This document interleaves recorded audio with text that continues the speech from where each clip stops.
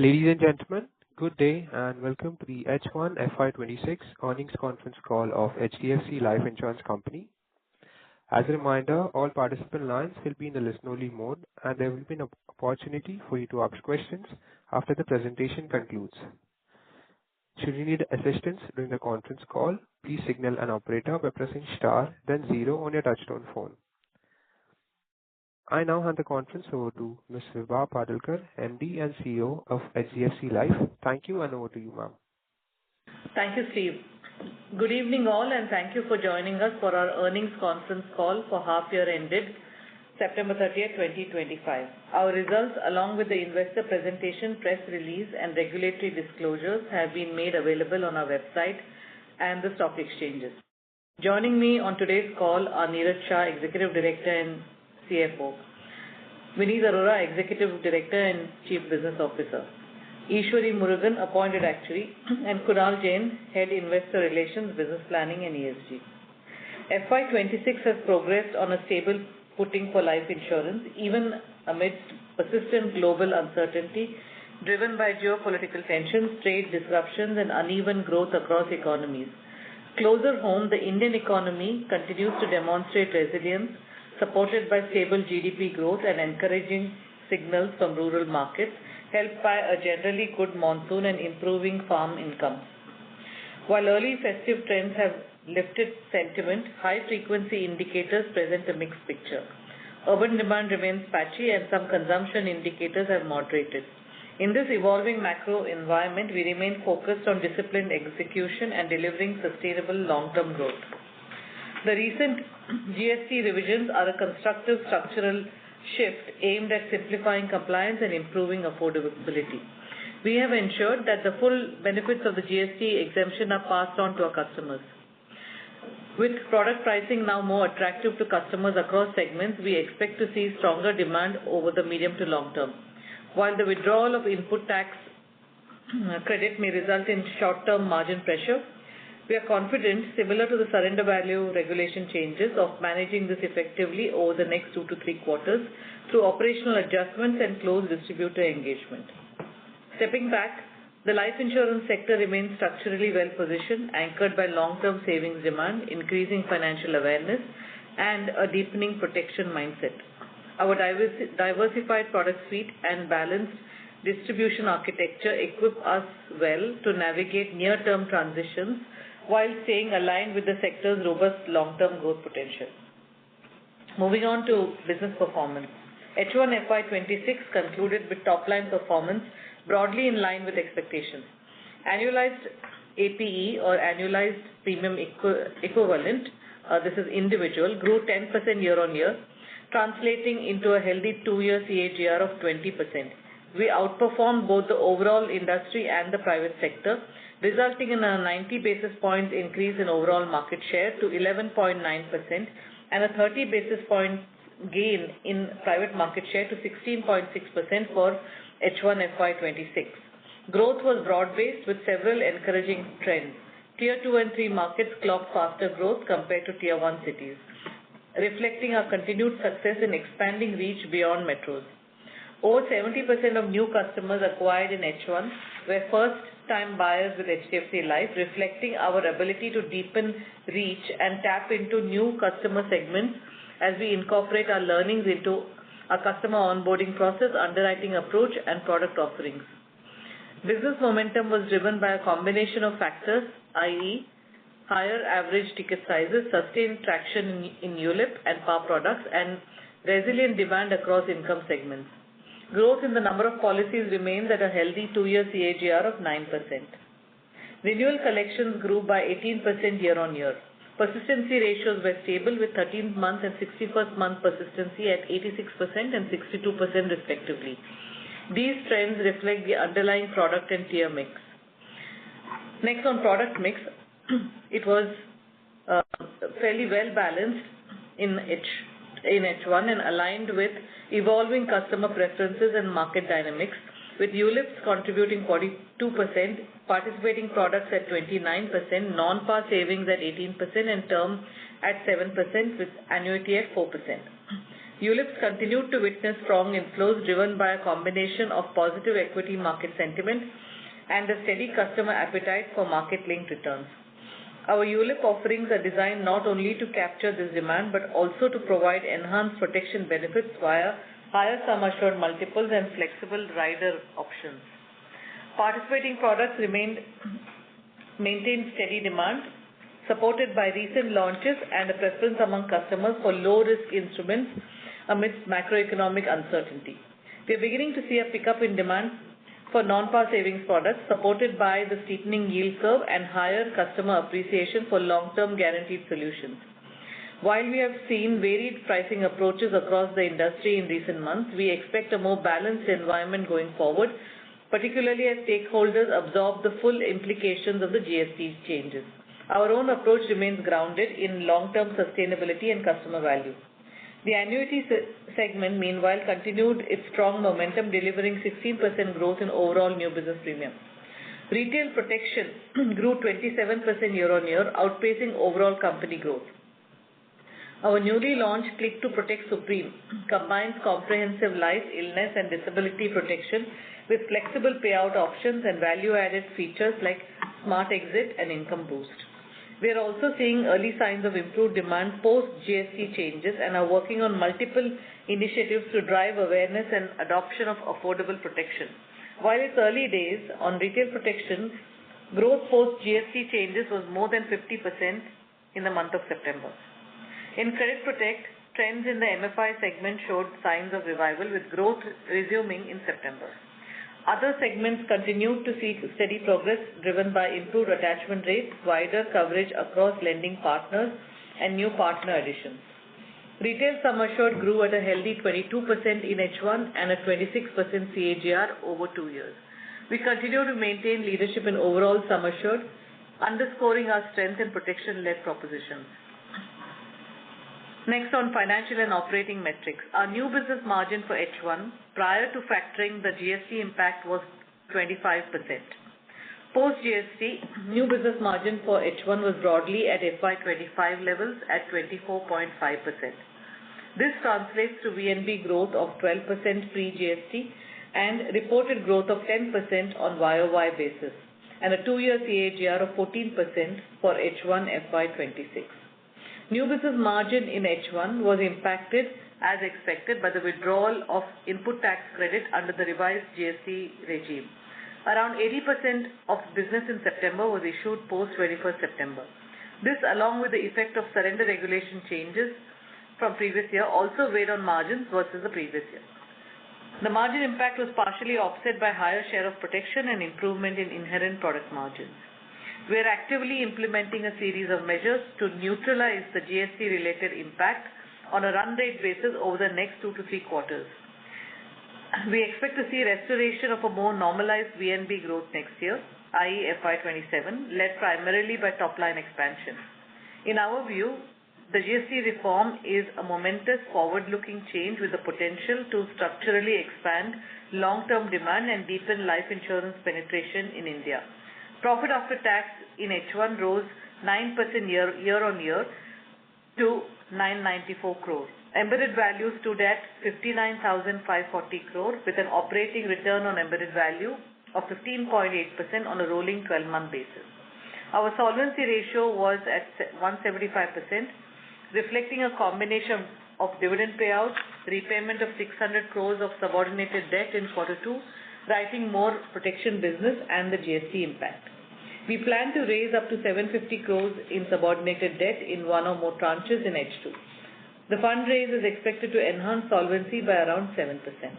We are pleased to share that our assets under management, including that of our wholly owned subsidiary HDFC Pension Fund Management, has crossed the 5 trillion milestone, a significant landmark in our 25-year journey. Moving on to other distribution highlights, all channels recorded healthy growth during the period. Our counter share with HDFC Bank remained stable, while partnerships with other banks also showed healthy expansion. The proprietary channel achieved strong double-digit growth in Q2. Agency channel has delivered a robust 2-year CAGR of nearly 20% in H1 FY26, maintaining a healthy double-digit protection mix and driving profitable growth.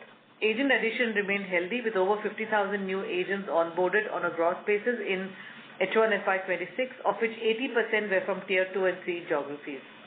Our focus continues to be on enhancing profitability at the branch level alongside broader agent activation initiatives. Other updates, our Indian subsidiary HDFC Pension Fund Management continued to deliver robust performance, registering a 37% year-on-year growth in assets under management and maintaining its leadership over 43% market share. Its AUM nearly reached 1.4 lakh crore as on 30th September 2025. Our people remain central to our sustained success. We continue to invest in nurturing a supportive, inclusive and empowering workplace, one that fosters innovation, collaboration and a strong sense of belonging. We are proud to be recognized for our employee-centric practices and have been named amongst the best companies for women in India 2024 BFSI sector, honored as an exemplar of inclusion in the most inclusive companies index 2025 by Avatar and Seramount for the second consecutive year. These accolades reflect the culture we are building, one where every individual can thrive. To sum up, as the external environment evolves, we remain confident of the long-term growth potential of life insurance in India.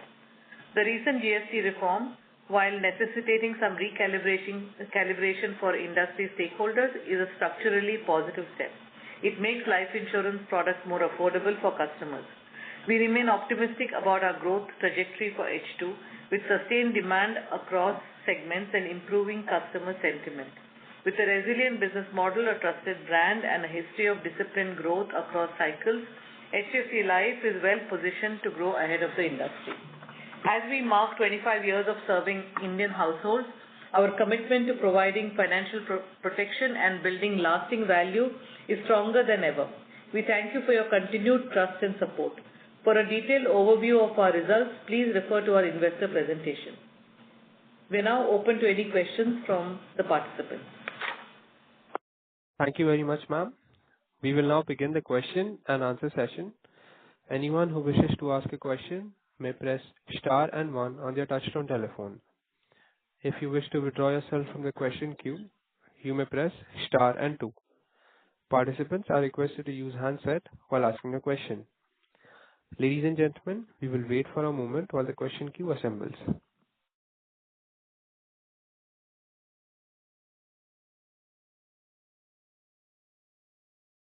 The first question comes from the line of Avinash Singh with Emkay Global. Please go ahead. Yeah, hi. Good evening. Thanks for the opportunity. Two questions. First one is on capital. If I see sequentially, solvency ratio has dropped 17 percentage points. I would think nearly 6-7 percentage point impact coming from some retirement of your sub-debt or reduction in sub-debt. Some part of it will be growth, and partly it could also be due to maybe yield curve movement-led MTM adjustments on some of the hedging positions. Are there any other element here? And more importantly, to fund further growth, is this, the capital level comfortable and organic capital generation should support your growth, or do you have any plan to raise, sub-debt or, any other way to augment the capital? So that's on capital and growth. Second, on this GST and margin, if I were to just glance through the sensitivity given, how VNB changes if there is a 10% increase in acquisition cost and maintenance. Of course, that is a kind of a ceteris paribus basis. But the impact just, it looks sort of a meaningful, assuming that, 18% kind of a cost increase on a nearly 50-60% kind of a cost that is non-salary thing. So there is a reasonable amount of, acquisition cost and maintenance going up. So that is where my question is that, as you pointed out that, over the next 2-3 quarters, you will be kind of doing the adjustment to overcome this impact. Coming to that, is there kind of a possible way out unless, the distributor also become or are ready to sort of share the burden? Because, this burden to be absorbed only by maybe product change contract or to be absorbed by you, it looks a bit, I would say, on the higher side. So are distributor going to part of, this burden sharing? Will they sort of share some bit of this load as well? Thanks. So I'll take the second question first, Avinash, on the distributors, a quick conversation. See, it's not only the distributor, it is 4 or 5 things that we will do to neutralize it. And we have to be equitable between different stakeholders to be able to do it. You've mentioned distributors, and I think some, given changed economics, some of that will certainly happen, and we've demonstrated that with surrender charges also. At the same time, we will be pragmatic about it. There will also be conversations with all our vendors, because only around 50% of the input tax issue is due to commissions. There are others of outsourcing costs, technology costs, and so on. And we will have these conversations with those vendors also. Then we also have a focus along with the distributors, not only about commercials, but also on what product mix is something that we can jointly focus on, and even more so than what we were doing perhaps before GST.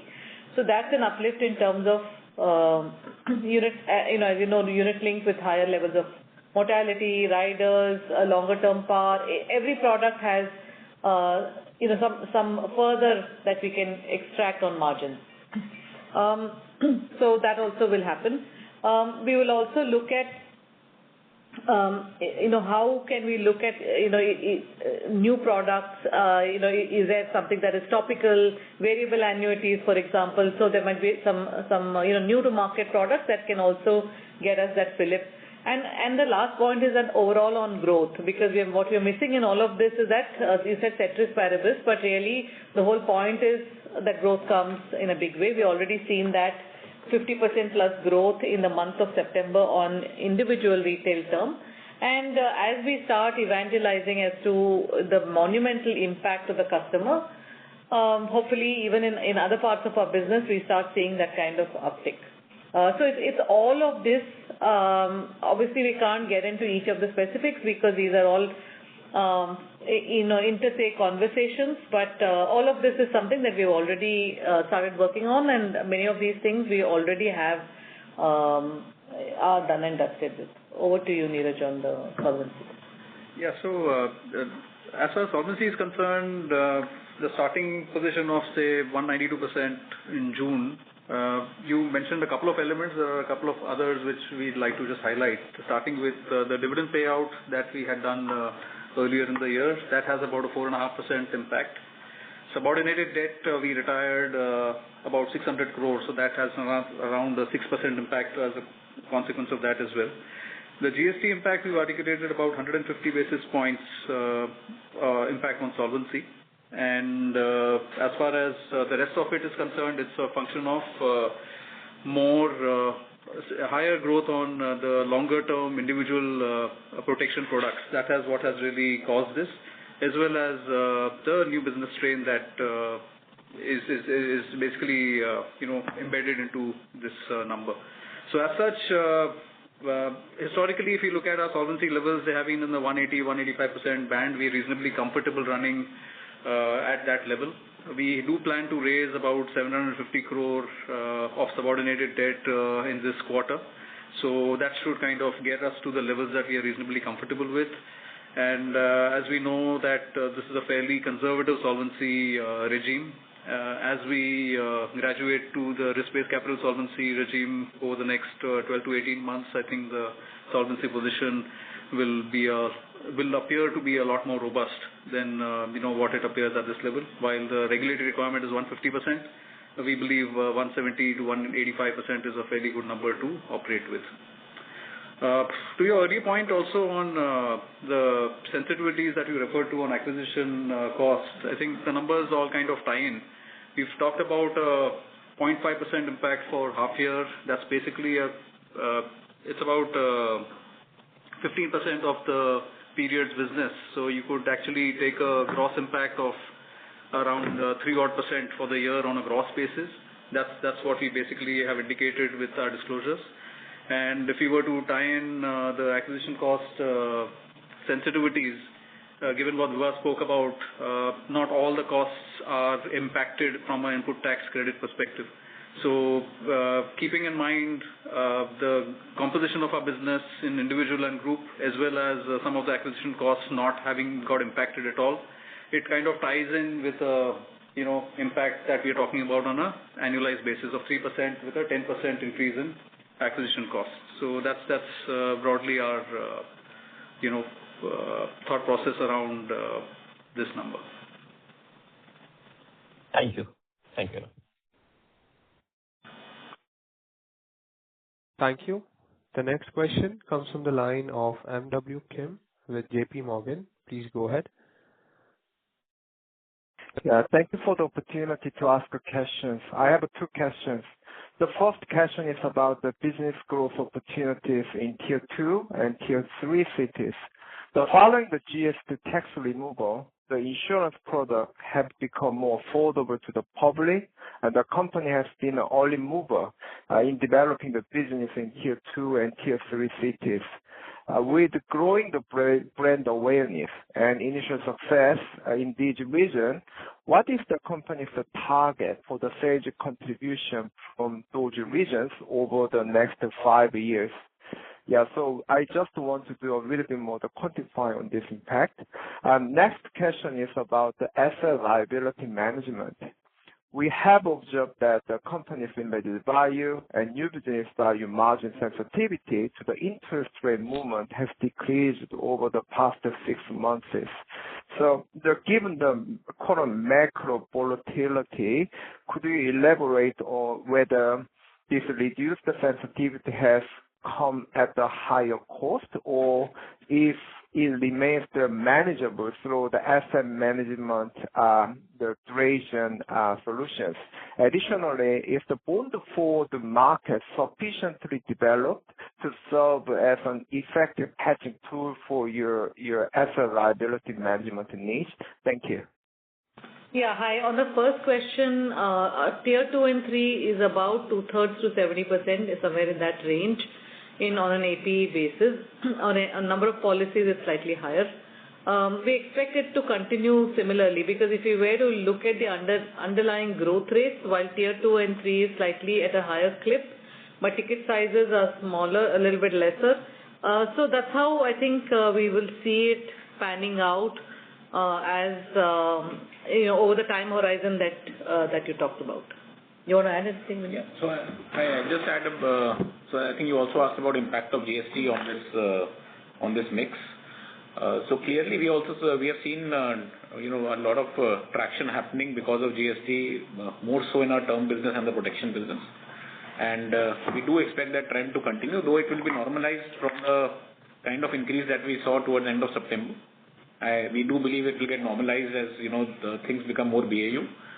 But definitely in a product like protection, in which the GST impact is quite large and very visible, we expect that to contribute to this continued growth of protection business.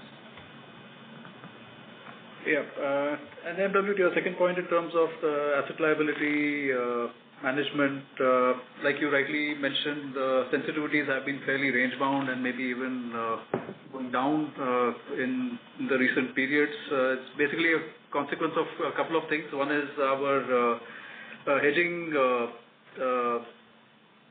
approach hasn't really changed too much. It has been broad-based in terms of duration matching single premium products and cash flow matching regular premium guaranteed products through a combination of external and internal instruments. So that hasn't really changed too much in the past 5 to 6 years. What has happened is that, like you alluded to in terms of is it coming at a higher cost? Not necessarily. The reason for that is that as interest rates move, we alter our pricing, and the cost of hedging is intrinsic part of that pricing decision as well. So it's not something that causes an additional dent to any of our economic metrics. Also, the broad-basing this hedging approach, allows us to decide between each of these instruments from different points in time, depending on how the economic aspect of, let's say, a forward rate agreement works from time to time. So I think that's broadly how things have been. Ishwari.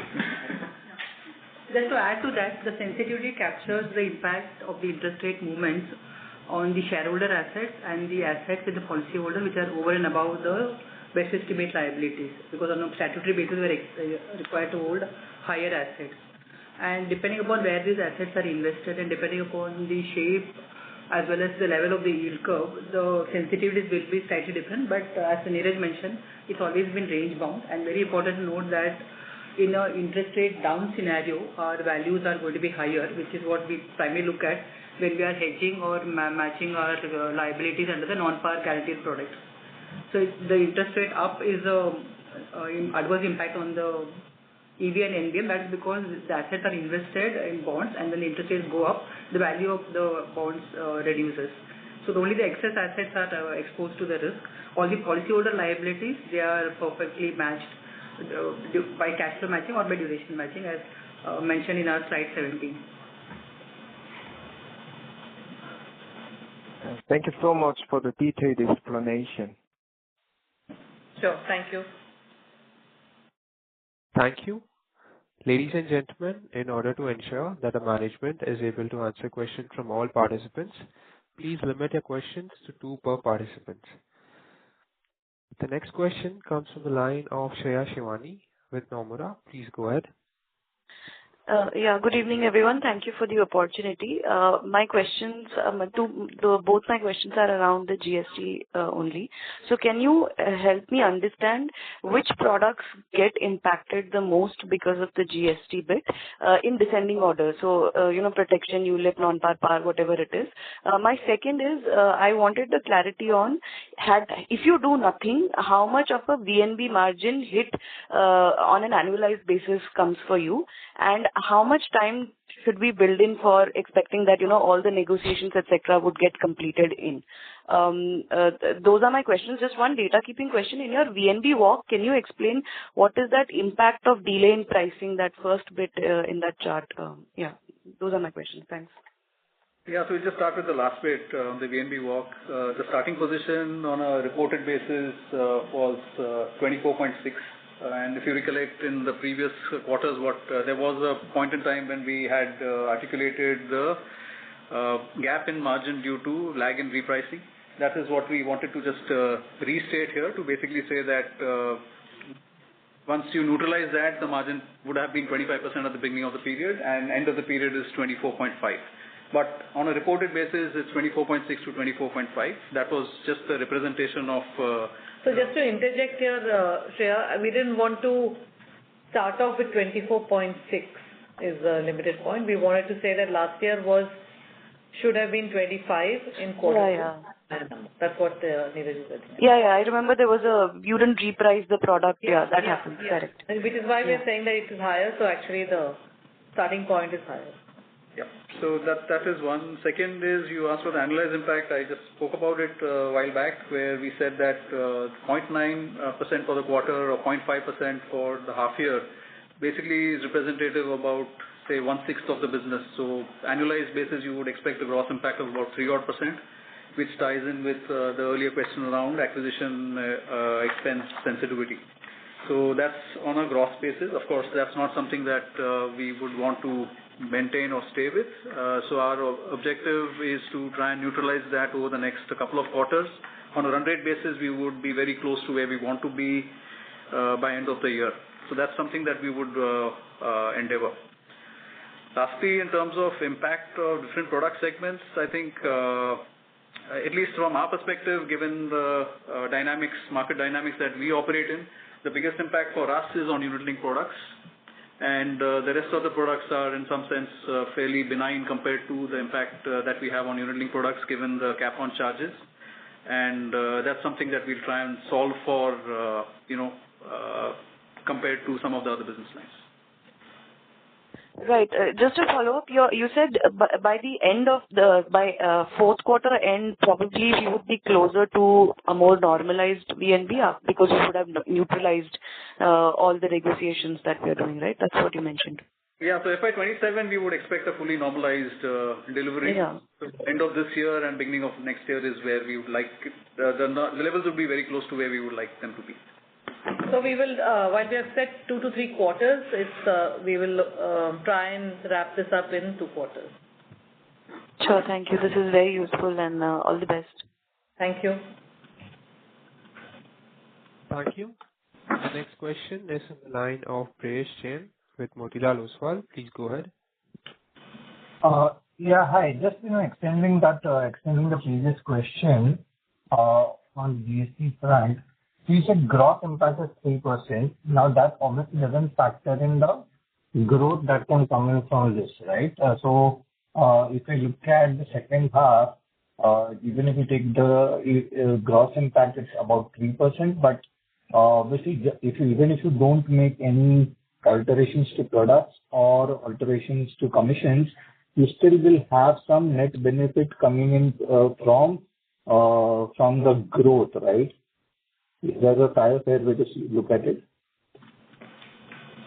Yes, you're right. It's just that, we'll again, take you back to what we discussed at the beginning of the year. If you look at a VNB walk for quarter one as well as for H1, you do see a negative on the fixed cost absorption. Now that is because we are, like we've discussed in the past, capacitized for 16 to 18% growth, but currently we are, while growing faster than the sector, still at 10%. So we do expect some of this to kind of linger in the second half as well, but we do hope to close the gap, but we expect this to be a drag still. So while the H2 is likely to be a higher growth compared to H1, there could still be some lag there, but we'll see where we end, given how things are right now. Got that. The second question is on the non-par side.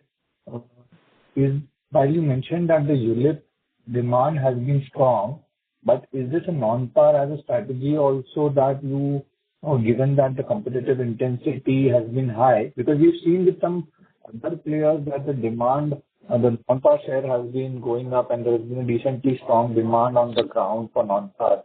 So is there a strategy wherein you are letting go of the business given the competitive intensity? And how do you kind of see this panning out, whether the non-par share where we are today in the first half, do you see the second half to be significantly higher? How should we think about this? Yeah, so I think we do expect some pickup in non-par to happen in the second half, and everything that you mentioned is right. We do see some sort of aggression in pricing, which we try and stay away from. We obviously will try and continue to innovate on the product front to try and bring more relevant and interesting propositions to customers. While we do that, in our case, I think for last year, till last year, the product mix was in the 30-odd% range. It has come off from there. I think for some of the peers that you're referring to, probably they started on a much lower base compared to where we did. So I think that's also something to consider. Having said that, it's definitely a category that we expect to pick up in the second half from a business, from a demand perspective, as well, especially given the way the interest rates have moved in the last 3-odd months. It just makes the category more attractive. Right. Thanks. Thank you. Thank you. The next question comes from the line of Madhukar Ladha with Nuvama Wealth Management. Please go ahead. Hi, thank you for taking my question. So, on this, so just to sort of emphasize this, so you are saying that the overall sort of, if you don't do anything, 300 basis point impact because of GST, that will partly probably get offset with volume growth. However, fixed cost absorption may still be a little bit negative until the end of the year. So that drag may still continue as far as the margins are concerned. Is that the right understanding? Yeah, so I just want to interject. So if you, before all this GST happened on 3rd of September, what we had alluded to is that last year, FY25, we had ended at 25.6.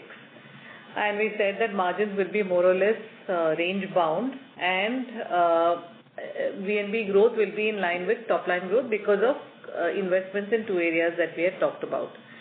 right? So that was the starting point.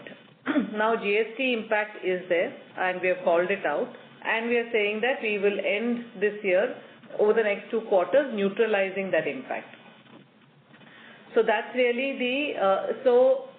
intrinsically, when we had said that we are going to hold the margins, also this negative impact is due to lower growth.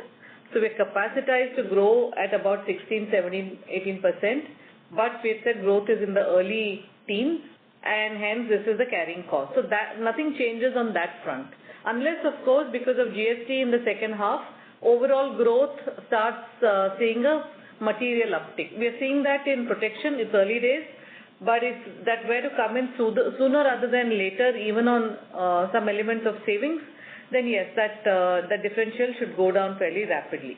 But we're not factoring it as of now. We'll watch this space very closely. Got it.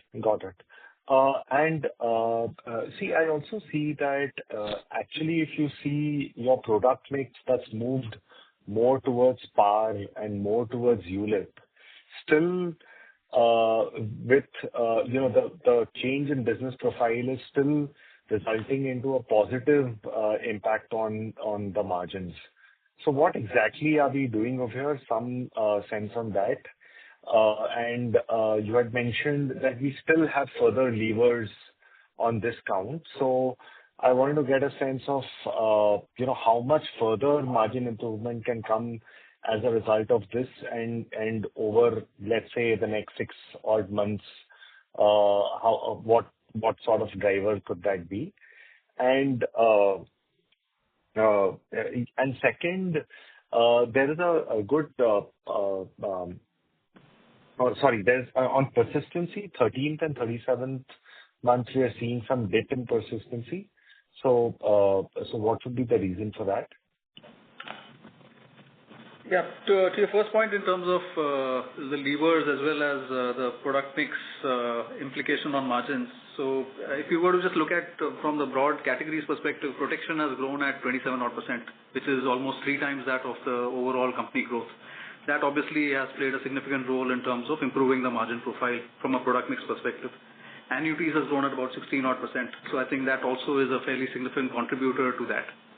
Par mix has gone up, which is a little lower than company average margins, but I think it's not really creating any dent.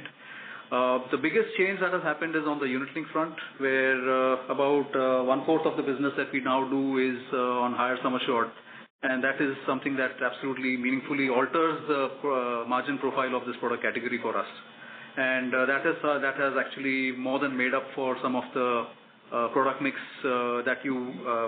impact that you would impute from a unit-linked mix going up and non-par going down. It's more than got neutralized by this factor, apart from the protection growth and the annuity growth. In addition to this, we have been the flip side of the non-par mix going down is basically a pricing discipline, which adds to the inherent margin of the product. Of course, that's got helped with the way the interest rates have moved as well. So all of these things have got the product profile to improve in spite of the product mix appearing the way it is. To your Vineet, you want to add? I'll just add one point here. I think you also spoke about what is the further runway for this margin increase. Now, one of the parameters that we're looking at, and when we are talking to distribution partners, etc., is also to enhance the contribution of this high sum assured and higher margin ULIP to compensate for, let's say, the entire GST impact. And as that discussion goes forward, and we are closing certain counters with those kind of discussion, we do expect this 14% number to even go up further. So the mix of ULIP between the normal ULIP and, let's say, the high margin ULIP, that mix will also alter. Another point is that we've been investing and we've talked about it in our agency channel, and growth for the quarter has been materially higher than overall company level growth, and margins from agency channel are comfortably also higher because of better product mix. So just as that, even apart from product mix, even as channel mix continues to move in favor of agency channel, some of that uplift should also come over the next 6-9 months. On persistency, I think just the headline number impact is really that of the mix shift in terms of ticket size. That's really the biggest delta between what you see on the 13th month at this point in time, apart from the mix shift that we've spoken about in terms of geographies. So that is something that we now kind of building into our business model, and we'll work towards improving on that as we go forward. Got it. Thanks a lot and all the best. Thank you. The next question comes from the line of Sanket Godha with Avendus Spark. Please go ahead. Yes, thanks for the opportunity. My first question, if you want to deliver, say, 15-16% growth for the full year, the back calculated growth for second half comes to around 19 to 20 you need to deliver. So just wanted to understand that 19 to 20 growth, how confident you are to deliver in second half, so that the 60 bps negative impact of fixed cost absorption can be fully neutralized. So just wanted to understand the growth color there, given you might be going through a kind of disruption phase when you are negotiating commissions with the distributors. So that's point number one. And the second thing I want to check is that your banker channel growth seems to be flat for half year on year. Bulk of the business comes from HDFC Bank. So is it fair to say that the market share gain story largely played out till last year? Now, even to that extent, bank is still struggling to contribute anything to grow because the NOPs or number of policies or premium in general is not growing in that channel. And if it is the case, when you see the revival in the particular channel to happen. So those are my questions. One more thing, if I can add. See, the yield curve benefit, I believe, will play out in second half. So is it fair to say that the non-par margins might look little better in second half compared to first half, and therefore that could be a negating factor to all the GST-related issues on the margins? So these are my three questions. Yeah, so on the first point on growth, Sanket, I don't think we've alluded to the numbers that you talked about, 16, 18, 19% kind of growth. We have talked about early teens because we're coming off a big base. And also, like we explained in quarter one, we can't be decoupled with whatever is happening in the lending environment, in bank growth, overall system-led growth in the BFSI sector and even otherwise. So we are holding on to what we said, which is in early teens growth, and we're on track. We have also said that we will grow faster than the sector, and that we have comfortably done with market share expansion, like I mentioned in the call. Right, so I think your calculation is backward calculation to say if we have to eliminate the drag due to lower, the fixed cost absorption, then yes, of course, and that's exactly what we're saying, that because of the overall system-led, a macro environment-led somewhat of a drag, and that's why we have that the under-absorption of costs.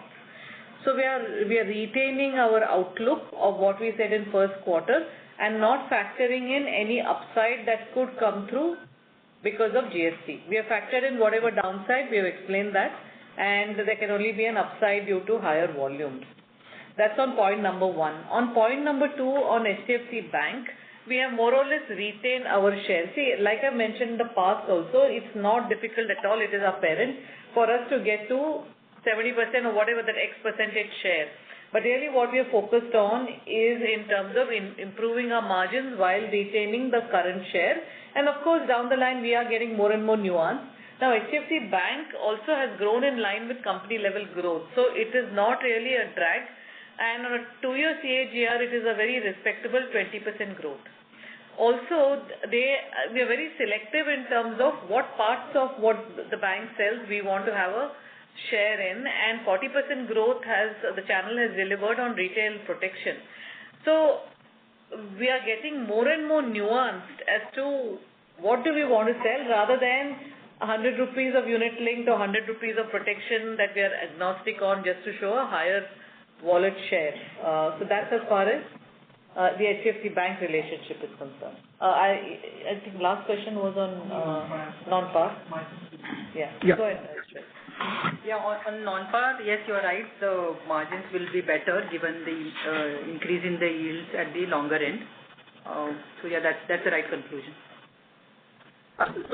Sorry, Ishwari, if you can say that if the yield curve holds up at the current level, maybe any positive rub-off you will have on margin delta because of the current shape of the curve, if it holds up for the entire second half. Yes, if it holds up, yes, we will have a margin delta. Yes. Okay. But we also have to look at balancing competitive. Exactly. So a lot of these things, yes, if everything else remains the same, that is the only factor that margins will improve. But however, if there is competitive pressure to, pass this on, then margins would come back. And also some of the negating of the GST, so many things like this will be in fray. But on a standalone basis, what you're saying is technically correct. Understood. Perfect. Thanks for the answer. Thank you. Thank you. Ladies and gentlemen, you are requested to limit your questions to one per participant. The next question is from the line of Dipanjan Ghosh from Citi. Please go ahead. Hi, good evening, everyone. So just two questions from my side. One, in terms of your non-H bank partnerships on the banker side, can you give some color on how your counter share has been changing over the past, let's say, 12 to 24 months? And just one small question in terms of timelines for the launch of the variable annuity product.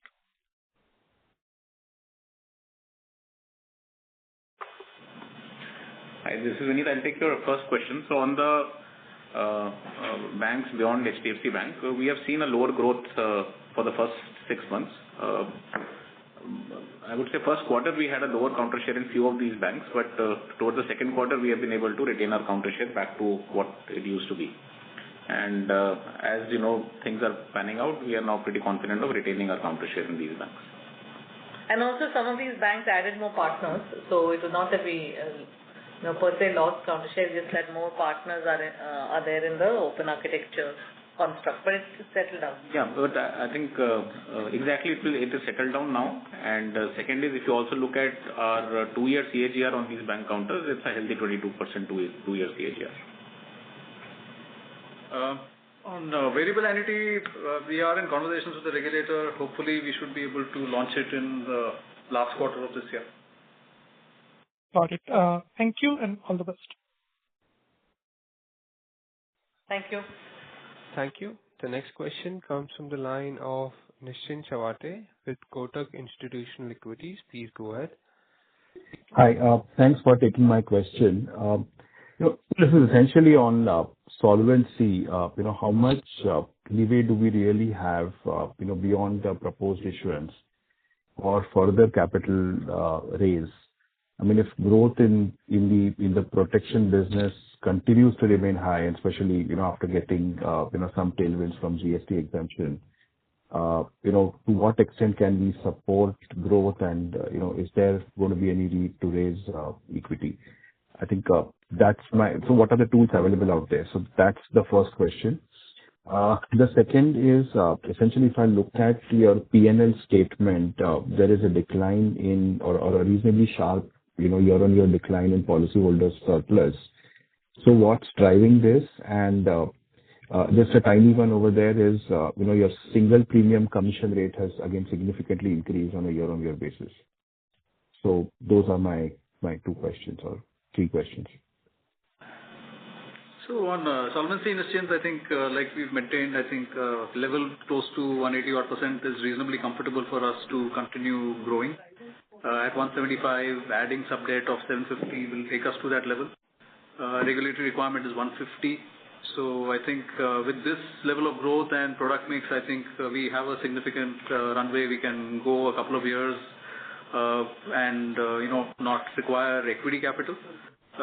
Having said that, you are aware that risk-based capital regime is likely to get implemented in this period, which will significantly alter the solvency profile of not just our company but the industry in a positive way.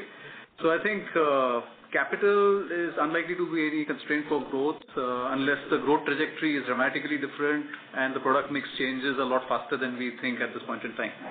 So should not be an issue from that perspective. On policyholder surplus impact is largely a function of how the segments have done. On the participating front, it's been fairly stable. As far as on-par is concerned, I think the lower business has actually improved the position there on the individual business. Credit life, which sits in the non-par segment, has grown at over 15%. So that will cause a strain in the shorter term. That is something that is reflecting here. Similarly, protection, individual protection has grown at 27%. So that also causes a strain on the P&L. But that is something that will obviously be accretive from an economic perspective, but it will cause strain in this artificial, P&L construct in which we don't have a matching concept. Similarly, the artificial solvency construct in which the requirements are not as per the risk in the product. So and just single premium commissions here. Thanks. The single premium commissions. I'll take that question. So like I think Vibha also spoke in our opening remarks, we did see good growth coming in our CP business. And we have also seen some green shoots in the last month on the MFI part of the CP business. So that has shown us some good growth, and also the growth in annuity has been healthy. Both of these would have contributed to that single premium increase. Got it. Thank you very much. Thank you. Thank you. The next question is from the line of Nidhesh Jain with Investec. Please go ahead. Thanks for the opportunity. My question is on distribution mix. Within distribution, we have seen very strong growth in the broker channel. So what is driving that, and how sustainable are the current run rate? So our growth in the broker channel has been maintaining our share in some of the broker shops, as well as a large growth in the protection business happening through some of the counters. So these two things have been contributing to our growth in the broker channel, and we do believe it's a very sustainable growth. Even the product mix at the broker channel is reasonably healthy and giving us good margins, better than company level margins. So that also is a sustainable business for us to continue. So the share of broker channel has now become around, I think, 9% of APE. So you think that this share you will be able to sustain going forward? Yes. Sure. Thank you. That's it from my side.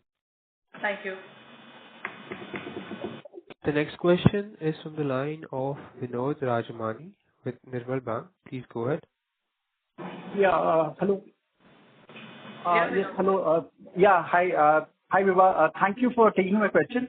So you spoke about changes that you can make on the product, whether it is tenor extension, attaching riders, higher sum assured, and so on. Also some channel repricing and so on. But just in terms of rider attachment, any data that you can share? How many products currently do you have which you have a rider attached, and what is the plan going forward as far as the rider attachment is concerned? The second question I had was on the group side. The way I see it, group can be a natural hedge in terms of this input tax credit. So is there something we can do on the group side to kind of mitigate some of the impact of this GST? These were the two questions I had. Thank you. So like we discussed, that our inherent margin on the products have gone up, and largely it's about adding elements of adding riders, higher sum assured, and a combination of all of these factors which help us in taking the inherent margin up. Also the factor that more longer term products are being sold now as compared to, let's say, earlier. And you can see that our sum assured growth has been healthy, and these are the ones which has really contributed to that happening. The second point around CP. Any data around it, how many riders are attached like to your products, and what is the do you have a target in mind and so on?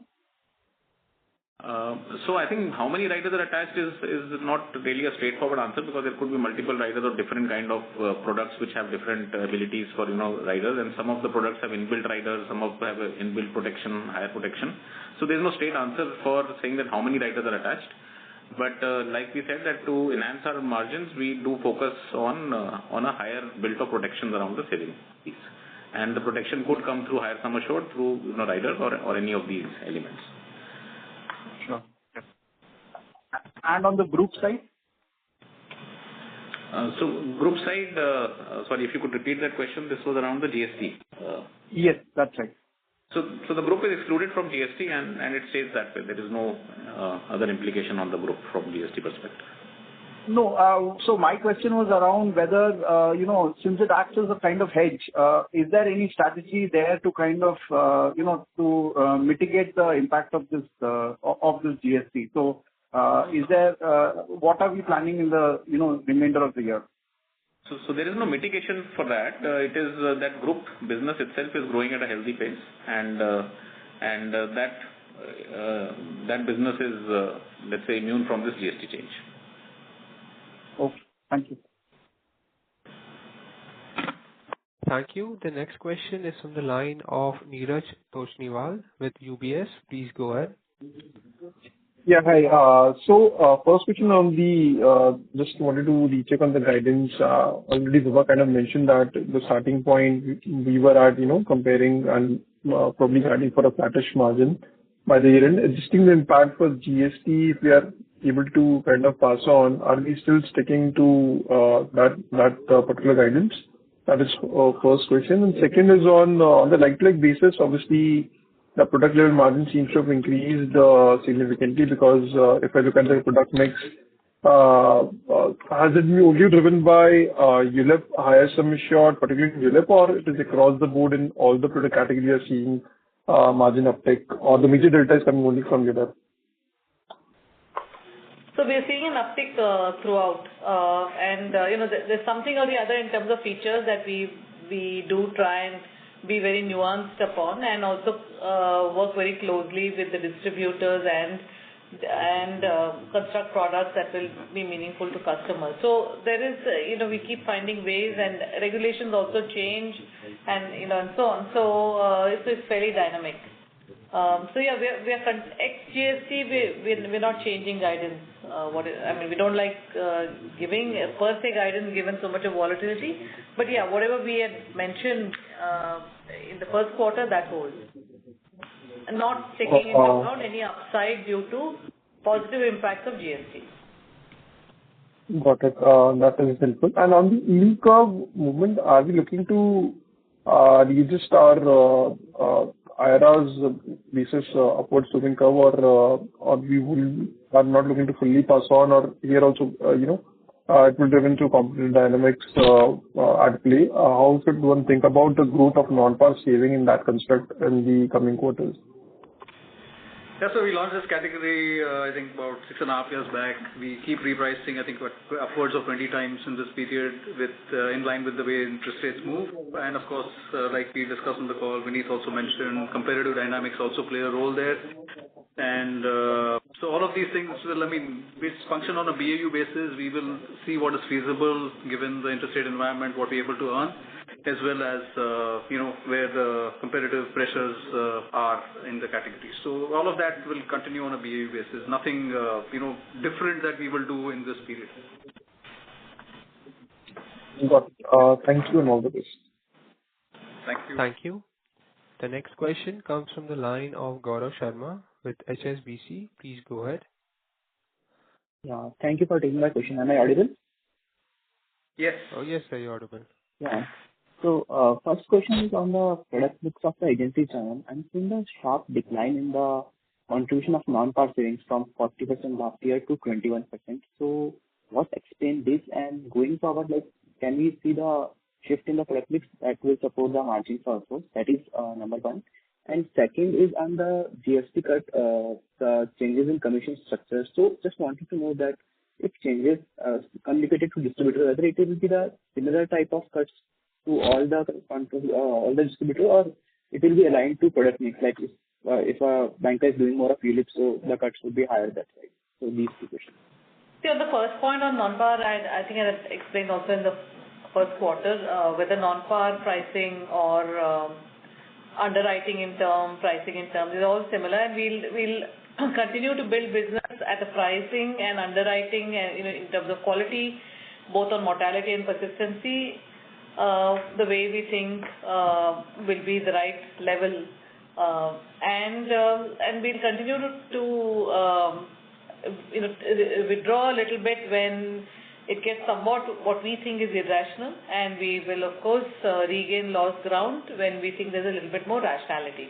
I think given GST, some of the rational behavior hopefully should percolate down. We've certainly seen that in term, and we have, like Neeraj alluded to, we have really grown well on retail term, almost 27%.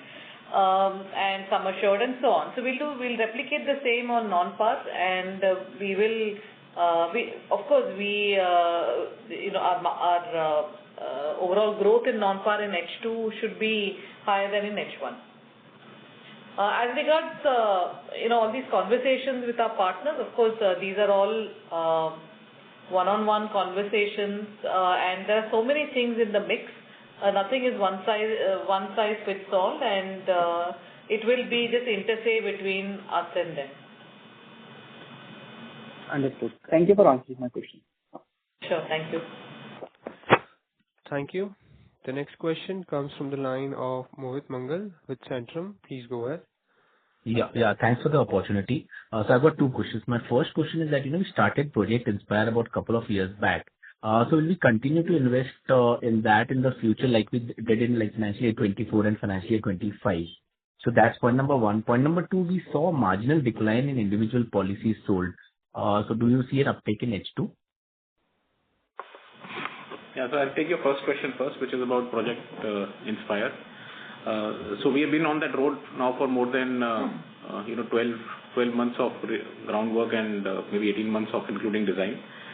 We have seen the first few outputs coming. The employees, internally operational teams have started using that platform also for let's say our group business first.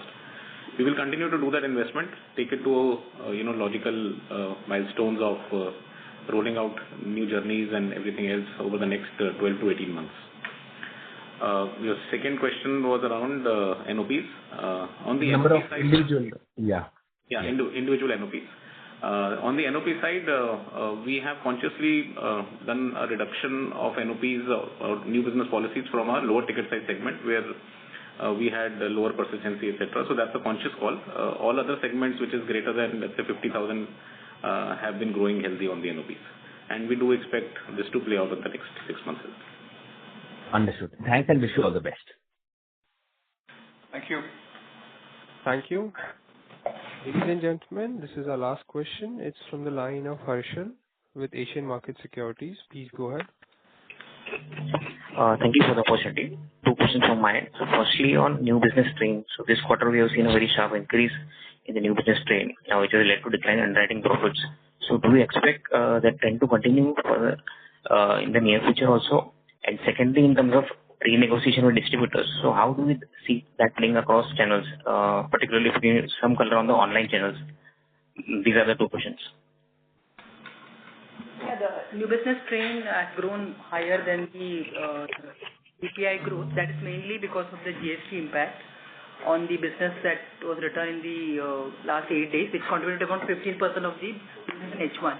Since this business was returned without any changes in the distributor commission or any other features, the strain is little higher. But going forward, we expect that the strain will reduce because of all the factors that we discussed on how to mitigate the impact of the GST changes. So without the impact, the NB strain would have grown at a similar rate to the business growth. Yeah, I'll take the question on the online channels. So the online channels largely contribute a lot of protection business to us, and we have seen a clear uptick in the protection business from all the online channels as well as from the other channels as well. In fact, in the GST, the increase in the protection business and the interest of the customers also in the protection business has been quite healthy. I think we need to monitor this for the next maybe 60 days to see where does this normalize to.